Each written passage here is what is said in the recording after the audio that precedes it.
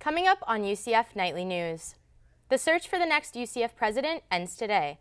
We'll tell you how far along the Board of Trustees is in their 5th hour of their 8-hour deliberation. Plus, the SGA presidential results are in. Learn how the remaining candidates feel now that 2 parties are in the runoff election. In sports, see how the UCF basketball team did in their first game of the AAC tournament last night. Gun laws will soon change. We will hear from a future UCF student who will tell us how he could be affected if they pass. Nightly News starts now.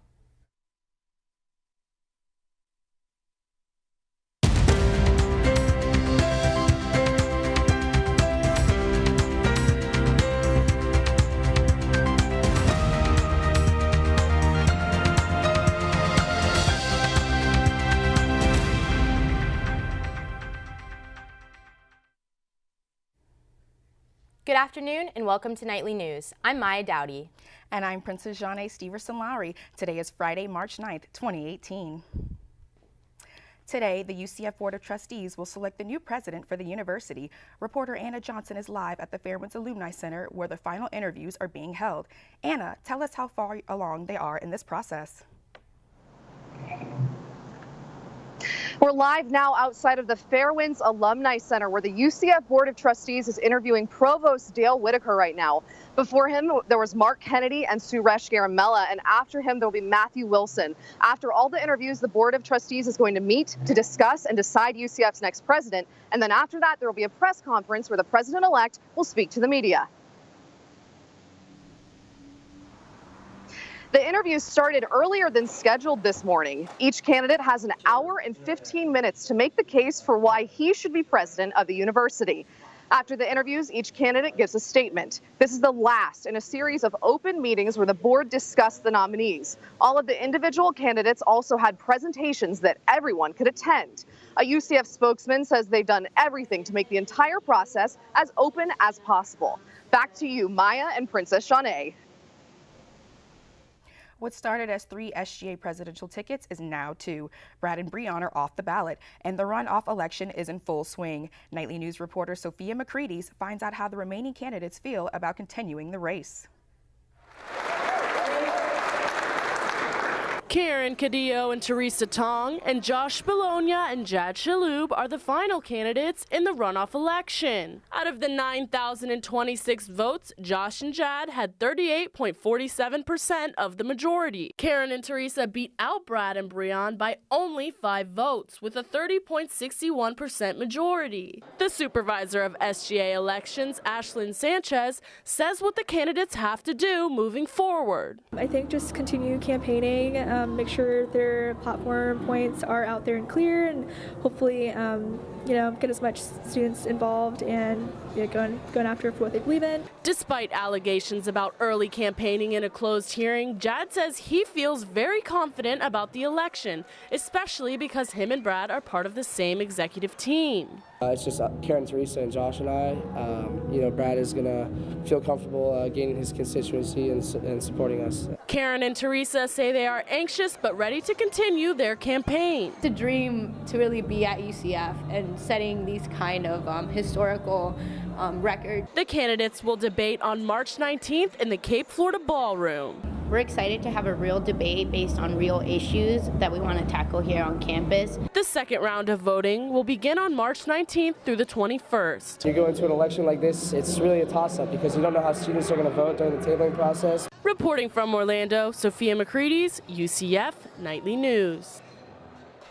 Students can vote for one of these candidates online at myucf.com or at one of the SGA tents in front of the Student Union. You can find their platforms at the SGA website at ucfsga.com/elections.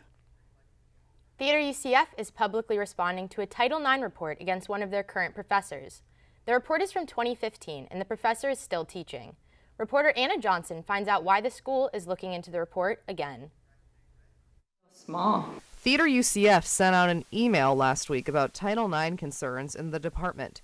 And Title IX coordinator Mary Zukavicki held listening sessions for theater students. She also hosted the Let's Be Clear walk to let all UCF students know about the Title IX resources. Title IX is a law that states no individual is allowed to be discriminated based off sex. This comes after Jenny Totke spoke publicly about her 2015 complaint against Professor John Heil, who was her supervisor. She claims he made inappropriate comments to her.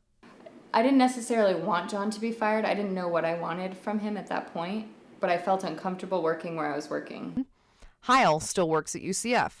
Totke says her Title IX investigator didn't prioritize the case until she talked about him touching other students. She brought the office these photos. And I found people who could attest to seeing that, and I gave the names and their contact information. And the investigator never talked to those people, ever. The investigation took 10 months. Heil was Totke's supervisor the whole time. She says finding out more information was hard. If things take a long time, that's understandable, but you need to update the student as to what's going on so that they don't feel like they've been forgotten. UCF says there were 15 Title IX complaints against professors in 2017.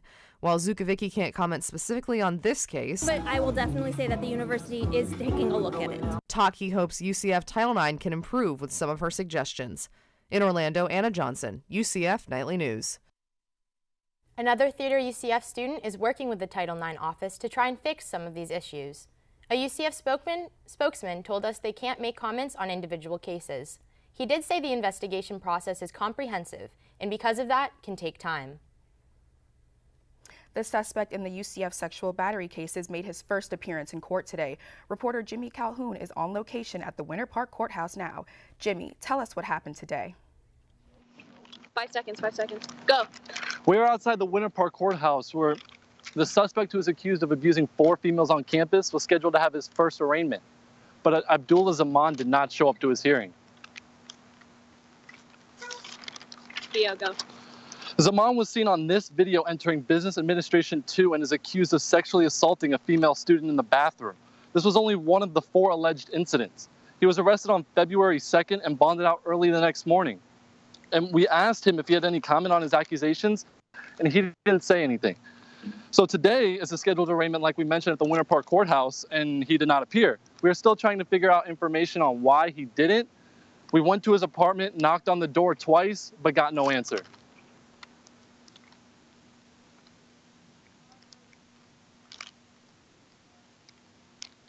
All right, back to you, Princess and Maya at the desk. 24 UCF student athletes will be traveling to Puerto Rico to help with Hurricane Maria relief efforts.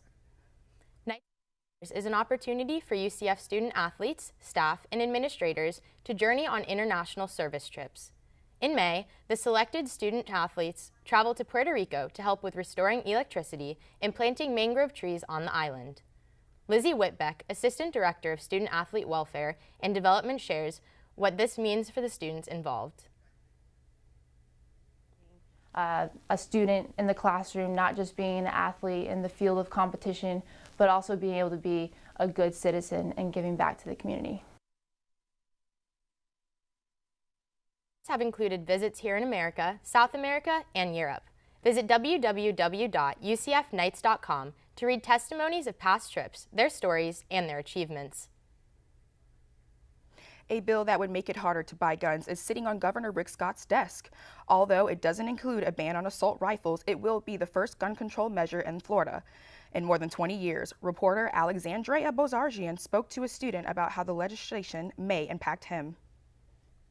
I'm not opposed to restrictions. Evan Krall, a future UCF student, has purchased several guns. The 20-year-old believes in the Second Amendment, but urges gun owners to see all sides of the issue. It isn't just about you and your guns. It's about people and how they're affected by them around you. People who don't have guns, who are sometimes very severely affected, like they lose their kids. Florida politics expert Aubrey Jewett says the bill isn't just about gun control. It included increased spending for mental health and security. But he recognizes why gun control is a main topic of conversation. Clearly, the gun control aspect is what's really surprising in this bill, given Florida's usual history with gun control legislation. But the historical legislation was not enough for Representative Carlos Guillermo Smith. He voted no. The large capacity magazines, it's the patchwork of laws in Florida that have been handwritten by the NRA that make us all less safe, and we haven't even made a dent in those laws with this legislation. Jewett says most opposition for the bill came from Democrats with the same feelings as Smith, but not in Broward County. Interestingly, most of the Democrats from Broward County did vote for it because they just felt like, hey, this is a horrible thing that's happened in our community. We have to feel like we've done something. Kroll says he isn't fazed by the age increase of the bill and just wants what's best for the country. It wouldn't bother me personally. I mean, what's another year? No matter what happens with the bill, Kroll intends on using his guns responsibly. In Orlando, Alexandria Bozargian, UCF Nightly News. Governor Scott has 15 days to sign the bill into law. After those 15 days, the bill without his approval or without his signature. The only reason the bill could not pass is if Governor Scott chooses to veto it. Coming up after the break, find out about the stigma of mental health in relation to guns. Plus, see where new locations of food options will be.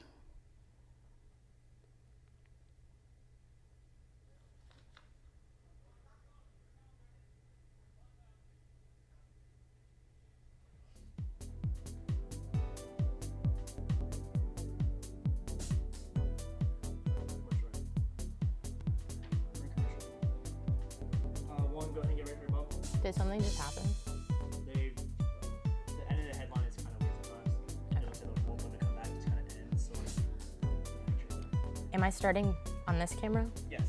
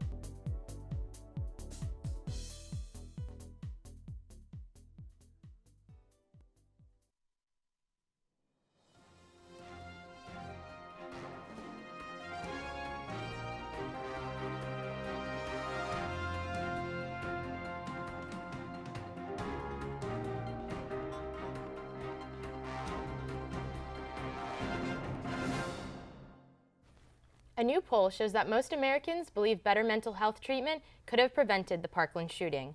Experts say this has linked mental health illnesses with violence.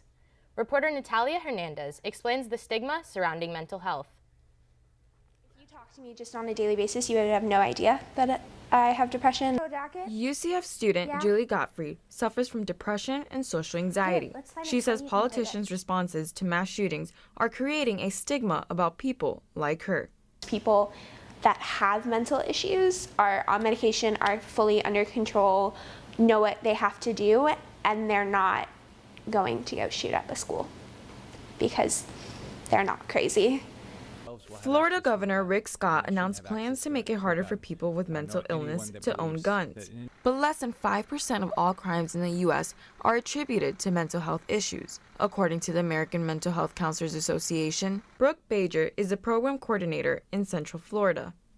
We don't want to put that stigma that anyone with a mental health condition, can obtain a weapon, because it doesn't mean that they're violent, it doesn't mean that they're not stable. Meanwhile, Julie's brother, incoming UCF freshman Matthew Gottfried, says gun ownership is not for everyone. He has bipolar disorder and anxiety. I could be safe owning a gun It's sometimes they can't be, but there are plenty of people that have mental health issues that are totally capable and some that aren't. Matthew believes the stigma around mental health may create shame and prevent people from getting help. People are discriminated against those that have mental health issues. We can't get people treated, and it would be the same thing as not treating, say, a broken leg. It just gets worse and worse, and nobody gets better. Calling for lawmakers to focus more on funding mental health initiatives as part of their plan. Reporting from Orlando, Natalia Hernandez, UCF Nightly News.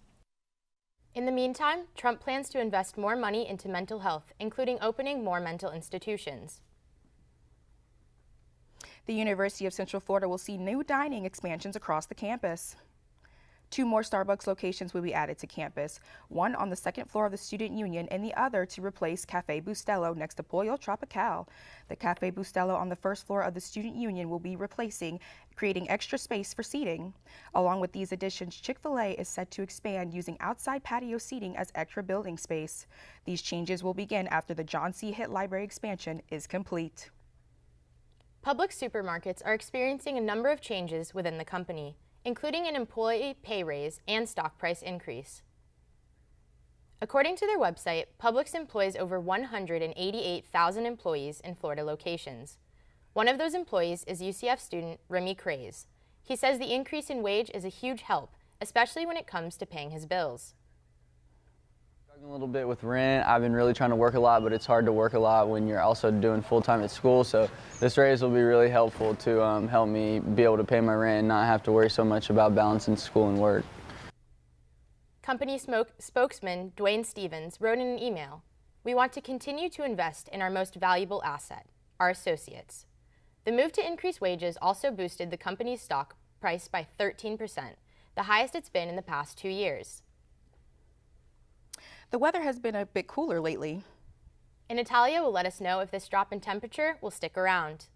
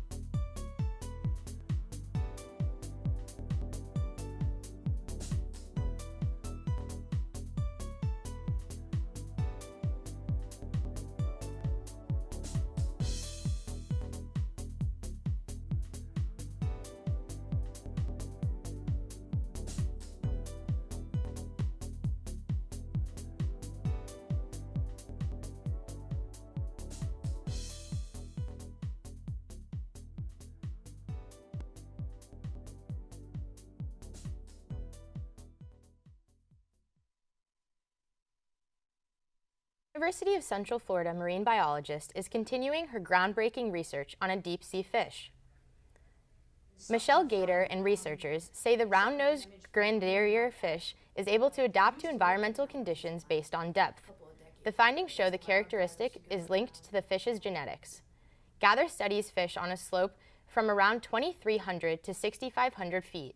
She says the fish that settle at 5,900 feet are able to choose a habitat. So it was a really unique finding in the sense that, this idea that somehow these genetic types can sort by depth is a unique finding. Gaither says a new research team will be put together by August to work on this project. She says there are still a lot of big questions to answer. It's been pretty chilly these past couple of days. It sure has, Maya. Hey, Natalia, can we expect colder weather? That's right, Maya. It has been pretty chilly these past couple of days, and it seems like the cold weather is here to stay. So you're going to want to keep that in mind before making plans to go to the beach on spring break, because you're probably going to want to throw a sweater over that swimsuit, but we'll get into that later. For now, let's take a look at the highs for today in our state. In Tallahassee, our capital, the high is 66. In Tampa, 68. Down in my hometown, Miami, 70. In Orlando, 68. And in Jacksonville, 63. Now for the lows.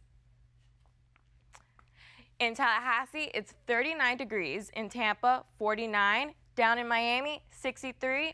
In Orlando, 49. And in Jacksonville, 40 degrees. So it's going to be pretty cold tonight, so you're going to want to put on those boots and that jacket before heading out today. Now let's take a look at our 5-day forecast. On Saturday, we're going to have a 77 degrees and a low of 63 degrees with a 40% chance of rain. On Sunday, it's going to be 82 degrees and a low of 60 degrees with a 50% chance of rain. On Monday, it's going to be 72 degrees with a low of 47 degrees and 30% chance of rain. On Tuesday, it's going to be 7 degrees with a low of 48 degrees and a 0% chance of rain. On Wednesday, it's going to be 72 degrees with a low of 48 degrees and a 0% chance of rain. Now, this week is UCF's spring break, and it's a lot cooler than what we're used to, but it's going to be nice for you guys to have fun. And just a reminder that on Sunday, it's daylight savings time, so don't forget to fast forward that clock 1 hour in case you don't want to be late to work on Monday morning. Now, that's all we have for weather today. Back to you, Princess Jhané and Maya.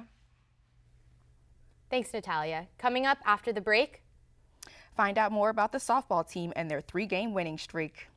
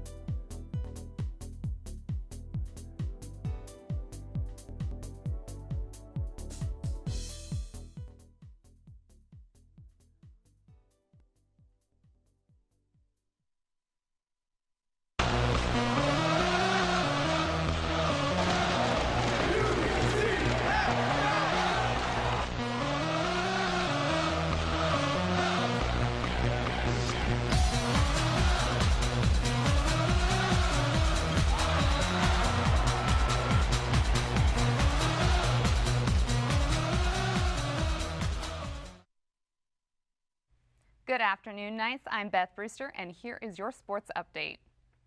The UCF men's basketball team advances in the championship as they beat ECU last night 66-52. This is the 13th time UCF has held the opposing team to under 60 points. BJ Taylor led the team with 17 points and shot around 40% from the field. Not too far behind is AJ Davis, reeling in 14 points for the Knights. Head coach Johnny Dawkins says the team is happy to still be in the race. This is the opportunity for an AAC championship, so every one of these games are hugely important. It's a one-and-done situation. So I was really proud of our guys. I think our players really responded well to that, and we've been preparing for this all season. The Knights made over half of their free throws, and UCF surpassed the Pirates in steals for the night 10-3, a season record. In less than 24 hours, UCF plays against Houston for a shot at the semifinals. With a spot in the quarterfinals, the men's basketball team turns its attention to the Houston Cougars. Third-seeded Houston Cougars return to Orlando to face sixth-seeded UCF in the second matchup this year. The Knights lost to Houston earlier this season by a score of 69-65 last month. Senior AJ Davis says he is proud to make it to the next round. I definitely had that last game on my mind. Last time I was sitting right here, I was talking about a loss and my season was over. And, I didn't want to be in that same situation. So coming into my senior year, I'm glad that we were able to come in and get this win. Davis says the team will need to learn from any mistakes and move on to the next game. If UCF succeeds, they will play the winner of Temple-Wichita State matchup. Tip-off against Houston is set for 9 p.m. tonight at the Amway Center. UCF's baseball team will be taking on Siena for a 3-game series this weekend. The Knights are looking to keep their 9-game winning streak alive. UCF beat the #1 Gators this past Tuesday and Wednesday, and Rylan Thomas and Ray Alejo gave the Knights a strong start by earning 2 home runs in the first inning. The team is now 10-3 for the season. The series against the rival Saints this weekend is the start of 8 home games. The Knights kick off the series with a doubleheader Saturday at 2 p.m. The UCF women's soccer team has a matchup against UNF tonight at 6 p.m. The game is away at Jacksonville and is one of 5 spring games. The Knights last took on the Ospreys during the fall season, where they won 5-0. UCF's women's soccer is currently ranked 10th in the NCAA. The last game of the spring is at home against FAU in April. The UCF softball team takes on Chattanooga and St. Joseph's today as part of the USF Under Armour Invitational. The Knights are on a 3-game win streak, and 2 of those wins are from Tuesday's doubleheader against Virginia Tech and Ball State. Star player Aaliyah White pitched 10-plus innings in the games, including a shutout against Virginia, and a scoreless 3-plus innings against Ball State. UCF plays their 5-game series in Clearwater. The first pitch is scheduled for 4:15 today. And that's all the time we have for sports right now. Back to you, Maya and Princess Jhané. That's our time for right now. Thanks for joining us. Remember, you can always keep up with us during the week on our website, nightlynews.ucf.edu. And if you have a story idea you want us to know about, send it our way. You can reach us at nightlynews@ucf.edu. Thanks for watching and have a good day.